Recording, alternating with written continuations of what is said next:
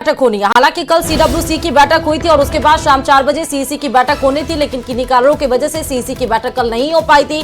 लेकिन आज ऐसा बताया जा रहा है कि कांग्रेस की सीईसी यानी कि कांग्रेस इलेक्शन कमेटी की आज बैठक होगी और आज बैठक में राजस्थान को लेकर चर्चा भी होगी।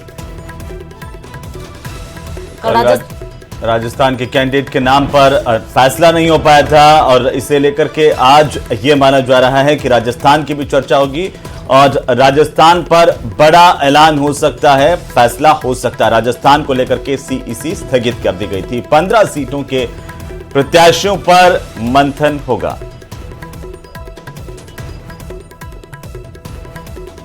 तो दिल्ली से बड़ी खबर आपको बता रहे हैं। राजस्थान को लेकर कांग्रेस इलेक्शन कमेटी की आज बैठक होगी। बची हुई 15 सीटों के प्रत्याशियों पर मंथन होगा। कल सीईसी की बैठक स्थगित हो गई थी और आज सीईसी की बैठक भरसक होने वाली है, जिसमें बची हुई 15 सीटों पर उम्मीदवारों के नाम तय कर दिए जाएंगे और उसके बाद भरसक आज ही बची हुई 15 सीटों पर कांग्रेस अपने उम्मीदवारों का ऐलान कर देगी।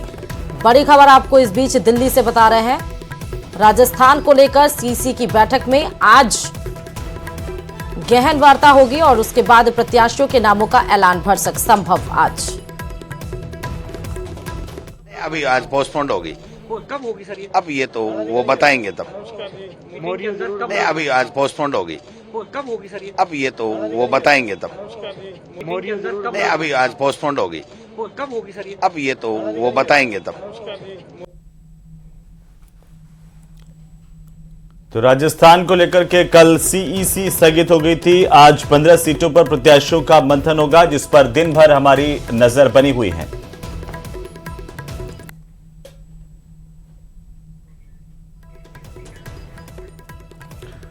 तो वहीं नेता प्रतिपक्ष कांग्रेस पार्टी के टीकाराम जूली ने कहा है कि मंगलवार सुबह से कांग्रेस में बैठकों का दौर जारी था। एक राज्य की बैठक में ज्यादा समय लगने की वजह से अन्य राज्यों की बैठक स्थगित हुई है। क्या कुछ और कहा है वो आपको सुना देते हैं नेता प्रतिपक्ष टीकाराम जूली ने।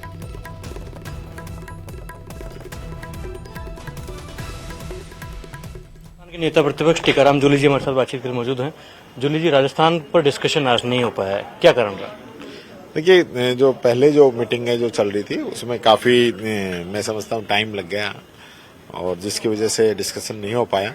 और राजस्थान ही नहीं, अभी तो मध्य प्रदेश और गुजरात भी हमारे साथ था, तीनों स्टेट रह गए हैं, तो जल्दी उसकी नई तारीख आएगी। कल कर रहे हैं सीईसी वापस एक बार फिर से? ये तो अध्यक्ष जी को निर्णय लेना है कब करते हैं। किस प्रकार की तैयारी है, क्योंकि 15 सीटें अभी तक बच गई है जहां पर कांग्रेस पार्टी ने टिकटों का ऐलान नहीं किया है। किस प्रकार की तैयारी और किस मापदंड को सामने रखते हुए टिकट वितरण करेंगे राजस्थान? देखिए, जो कांग्रेस का संकल्प पत्र है उसको ध्यान में रखते हुए और कार्यकर्ताओं की राय और जीतने वाला कैंडिडेट, इन सब चीजों को ध्यान में रखते हुए प्रत्याशी का चयन चल रहा है और मैं समझता हूँ सभी जगह तैयारी पूरी है और तो सीसी में मोहर लगनी बाकी है। बातचीत के लिए शुक्रिया। तो राजस्थान में नेता प्रतिपक्ष टीकाराम जूली न्यूज 18 से बातचीत में कह रहे हैं कि आज किसी कारण से बैठक नहीं हो सकी है, लेकिन जल्द ही कांग्रेस पार्टी की सीईसी की बैठक राजस्थान को लेकर होगी और इस बार राजस्थान में भारतीय जनता पार्टी से ज्यादा सीटें कांग्रेस पार्टी राजस्थान में जीतेगी। कैमरा पर्सन नरेश के साथ लखवीर सिंह शेखावत, न्यूज 18 दिल्ली। और इस बीच जयपुर से भी बड़ी खबर आपको बताते चले कि 3 जिलों के दौरे पर मुख्यमंत्री भजनलाल शर्मा आज रहने वाले हैं। सुबह 10 बजे झुंझुनू पहुंचेंगे मुख्यमंत्री भजनलाल शर्मा और साथ ही अलवर, सीकर, झुंझुनू क्लस्टर कार्यकर्ताओं की बैठक सीएम भजनलाल शर्मा लेंगे। 11 बजे बैठक में शामिल होंगे कोर कमेटी की। फिर दोपहर को 2 बजे चूरू पहुंचेंगे। बीजेपी की क्लस्टर और कोर कमेटी की मीटिंग में शिरकत करेंगे। साथ ही आपको ये भी बता दें कि चूरू, श्रीगंगानगर और बीकानेर के पदाधिकारी भी इस बैठक में मौजूद रहेंगे। शाम को अजमेर भी जाएंगे सीएम। उसके साथ साथ पुष्कर में अजमेर, नागौर और राजसमंद सीट को लेकर भी बैठक करेंगे। साथ ही बता दें कार्यकर्ताओं को जीत का मंत्र भी देंगे मुख्यमंत्री भजनलाल शर्मा। क्लस्टर ग्रुप की बैठक में सम्मिलित होंगे। कार्यकर्ताओं को जीत का मंत्र और साथ ही लोकसभा सीटों पर सीधा प्रभाव डालने की आज इस बैठक में कोशिश की जाएगी। बड़ी और अहम जानकारी है। 3 जिलों के दौरे पर मुख्यमंत्री भजनलाल शर्मा आज कल जोधपुर और उदयपुर के दौरे पर रहे थे। क्लस्टर कार्यकर्ताओं की बैठक ली थी और आज झुंझुनू, चूरू और अन्य जिलों को लेकर के क्लस्टर कार्यकर्ताओं की बैठक का कार्यक्रम है, जिसमें पुष्कर में अजमेर, नागौर, राजसमंद सीट को लेकर के बैठक होगी। शाम को अजमेर पहुंचेंगे और इसी दौरान आपको बता दें कि बीजेपी के क्लस्टर और कोर कमेटी की मीटिंग चूरू, श्रीगंगानगर और बीकानेर के पदाधिकारियों के साथ भी होने वाली है। तो आज दिन भर मुख्यमंत्री का कार्यक्रम है क्लस्टर बैठकों में शिरकत करने का, और इसे लेकर के उनका प्रस्तावित कार्यक्रम जो है वो एक बार फिर से अपने दर्शकों को हम बता दें। 3 जिलों के दौरे पर आज मुख्यमंत्री भजन लाल शर्मा। ज्यादा जानकारी के साथ सहयोगी कृष्ण हमारे साथ जुड़ चुके हैं। कृष्ण, क्या अपडेट कार्यक्रम है मुख्यमंत्री का आज का?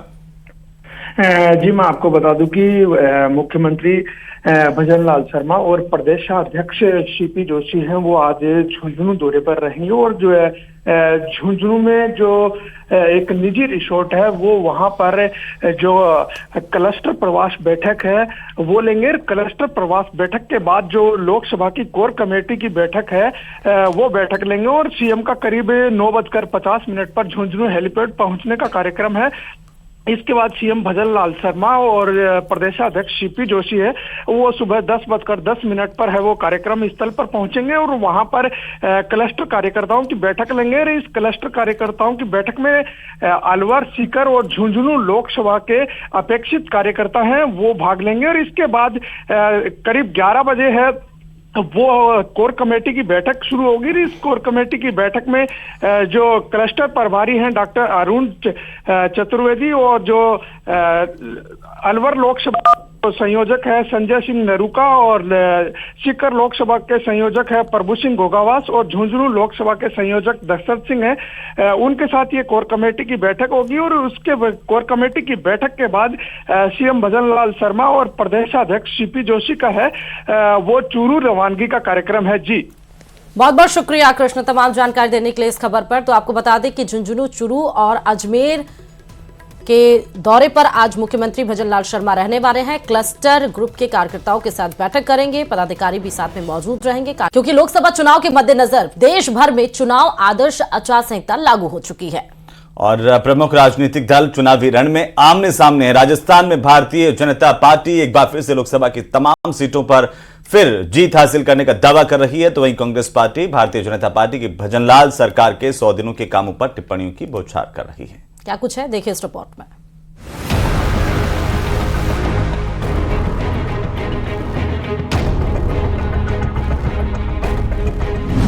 100 दिन के काम दिलाएंगे मुकाम, सरकार के फैसले बदलेंगे फिर नतीजे। अब की बार 400 पार, कैसे होगा बेड़ा पार। बीजेपी की रणनीति, सभी सीट पर होगी जीत।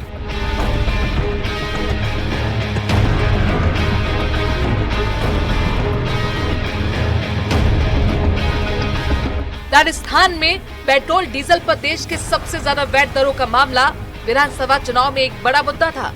ऐसे में भजन लाल सरकार पर सत्ता में आते ही वैट कम करने का दबाव था। लोकसभा चुनाव की घोषणा और आदर्श चुनाव आचार संहिता लगने से ऐन पहले मुख्यमंत्री भजन लाल ने वैट कम कर अपनी मंशा जता दी। वहीं दूसरी ओर ERCP और यमुना जल समझौते को फाइनल कर प्रदेश के पूर्वी हिस्से की सिंचाई और पीने के पानी की समस्या का समाधान किया। अपराध से लगातार 2-4 हो रहे प्रदेश में एंटी गैंगस्टर टास्क फोर्स का गठन भी मौजूदा सरकार ने ही किया है। वहीं पेपर लीक माफिया के खिलाफ SIT का गठन और कार्रवाई में तेजी लाकर युवाओं को साधने की कोशिश की है। प्रदेश के 8 लाख सरकारी कर्मचारियों के DA में केंद्र की तरह 4% की बढ़ोतरी कर्मचारियों में पैड बनाने की दिशा में एक बड़ा कदम है। सबसे पहले हमारी सरकार ने पानी की व्यवस्था की है और वो आप देख रहे हैं। हमने ERCP से 21 जिलों के लिए पानी की व्यवस्था की है, जिसमें हर जिले को पीने के लिए पानी मिलेगा और 2,80,000 हेक्टेयर सिंचाई के लिए भी उसमें पानी मिलेगा। हमने काम प्रारंभ कर दिया है, हमारे अधिकारी लग गए हैं। जमीन ग्रहण का कार्य हमने प्रारंभ कर दिया है, क्योंकि भाई बांध बनेगा। कांग्रेसी तो ऐसे कहते हैं कि कागज की नाप बनाइए और चालू कर दीजिए। ये संभव होता है क्या? होता है क्या?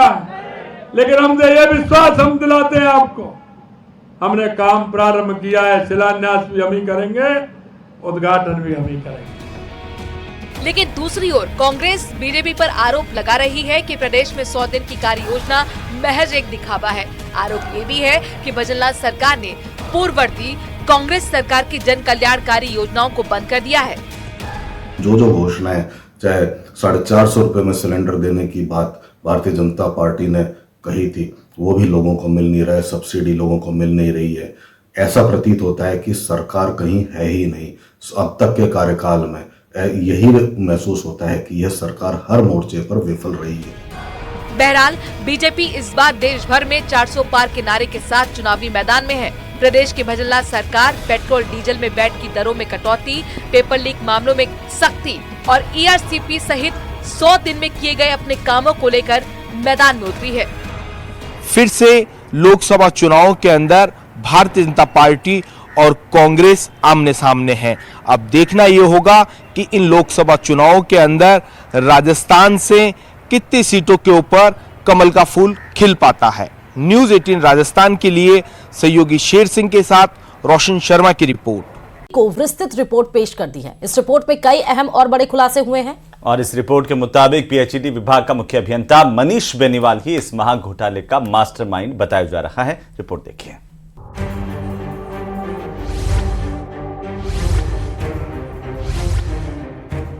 जल जीवन मिशन घोटाले में विस्तृत रिपोर्ट पेश।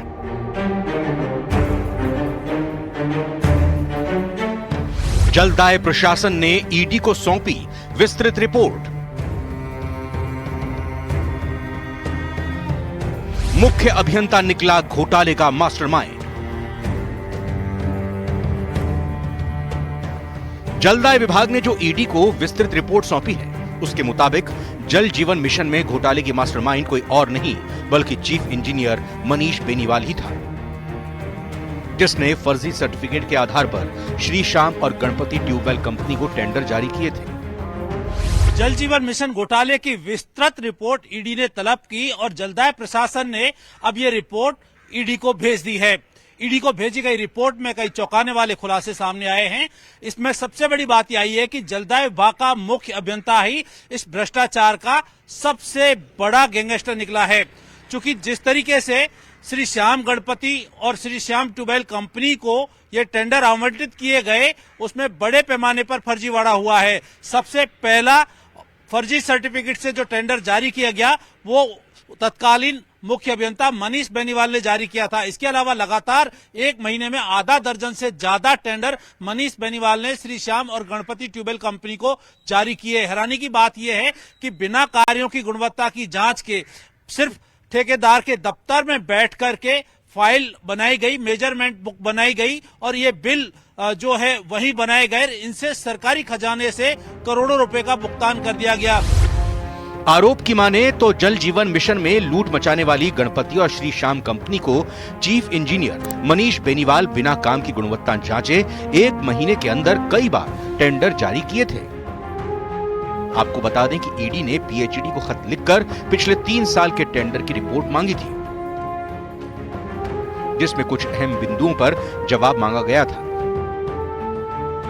जिसमें पहला था कि ईडी ने किन किन बिंदुओं पर रिपोर्ट मांगी। क्या श्री श्याम ट्यूबवेल और गणपति ट्यूबवेल फर्म के नवीनीकरण के बाद में इरकॉन के प्रमाण पत्रों का इस्तेमाल किया गया। दूसरा, दोनों फर्मों द्वारा टेंडर में लगाए गए इरकॉन के सभी प्रमाण पत्रों की प्रतियां ईडी को उपलब्ध करवाई जाएं।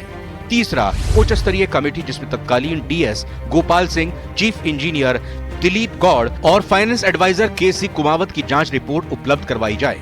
इसके अलावा एक फॉर्मेट में दोनों फर्मों की डिटेल मांगी गई, जिसमें एनआईटी नंबर, वर्क ऑर्डर, किसने पेमेंट किया, कहां-कहां इरकॉन के सर्टिफिकेट लगाए गए, ये तमाम जानकारियां मांगी गई थी। अब आपको बताते हैं कि ईडी की जो रिपोर्ट पेश की गई है उसमें क्या-क्या खुलासे हुए हैं। क्या है जलदाय विभाग की रिपोर्ट में? इरकॉन के फर्जी सर्टिफिकेट से सीई मनीष बेनीवाल ने पहला टेंडर दिया। इतना ही नहीं, मनीष बेनीवाल ने नियम के खिलाफ जाकर आवंटित कंपनी को करोड़ों के टेंडर दिए। श्याम ट्यूबवेल और गणपति ट्यूबवेल से सांठगांठ का खुलासा हुआ। मनीष बेनीवाल ने इरकॉन के फर्जी सर्टिफिकेट से सबसे ज्यादा टेंडर जारी किए। इतना ही नहीं, काम पूरा हुए बिना ही भुगतान किया गया। बिलों का भुगतान करने के लिए ठेकेदार के दफ्तर में ही मेजरमेंट बुक बनाई गई। ईडी सौंपी गई रिपोर्ट की गहनता से जांच करने वाली है। ऐसे में यह साफ है कि आने वाले दिनों में जल जीवन मिशन घोटाले में लिप्त लोगों की मुश्किलें बढ़ने वाली हैं। इससे पहले सोमवार को ईडी ने पूर्व जलदाय मंत्री डॉक्टर महेश जोशी को समन भेजकर जवाब मांगा है। जांच एजेंसियों की रिपोर्ट में खुलासा हुआ है कि मुख्य अभियंता मनीष बेनीवाल ने इस मामले में ठेकेदार व अन्य अधिकारियों से मोटी घूस लेकर के इस कार्य को अंजाम दिया है। ईडी ने ये तमाम रिपोर्ट ले ली है, इनकी गहनता से अध्ययन किया जा रहा है और जो दोषी हैं उनके खिलाफ अब बड़ी कार्रवाई हो सकती है। कैमरा पर्सन अविनाश शर्मा के साथ राकेश शर्मा, न्यूज 18 राजस्थान, जयपुर। 20 मिनट में 50 जिलों की खबरों को। नमस्कार।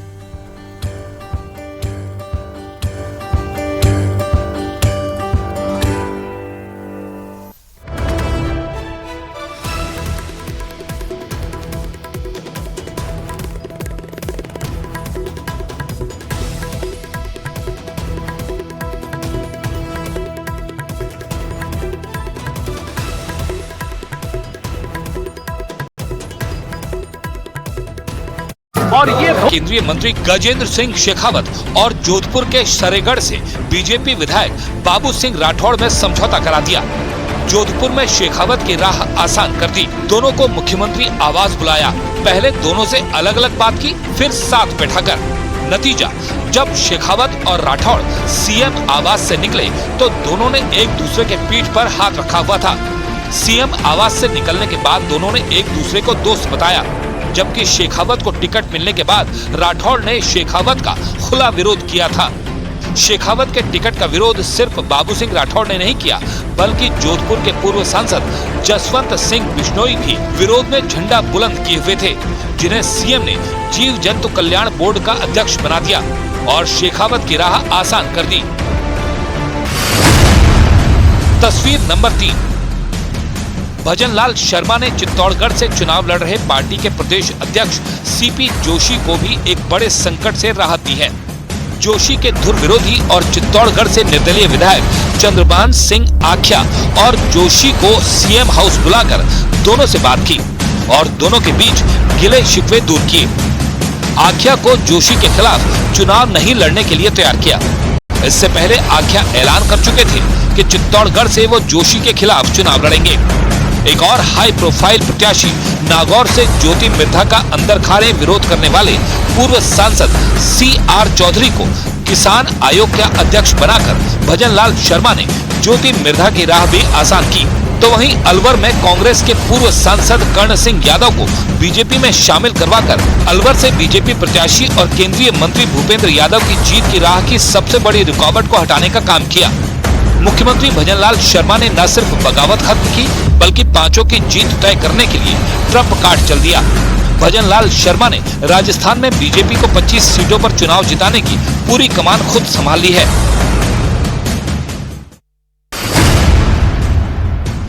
जोधपुर से बीजेपी प्रत्याशी और केंद्रीय मंत्री गजेंद्र सिंह शेखावत, बाड़मेर से उम्मीदवार और केंद्रीय कृषि राज्य मंत्री कैलाश चौधरी, चित्तौड़गढ़ से प्रत्याशी और राजस्थान बीजेपी अध्यक्ष सीपी जोशी, अलवर से बीजेपी प्रत्याशी और केंद्रीय मंत्री भूपेंद्र यादव, नागौर से बीजेपी उम्मीदवार ज्योति मिर्धा। राजस्थान में भारतीय जनता पार्टी के लिए लोकसभा सीटों के ऐलान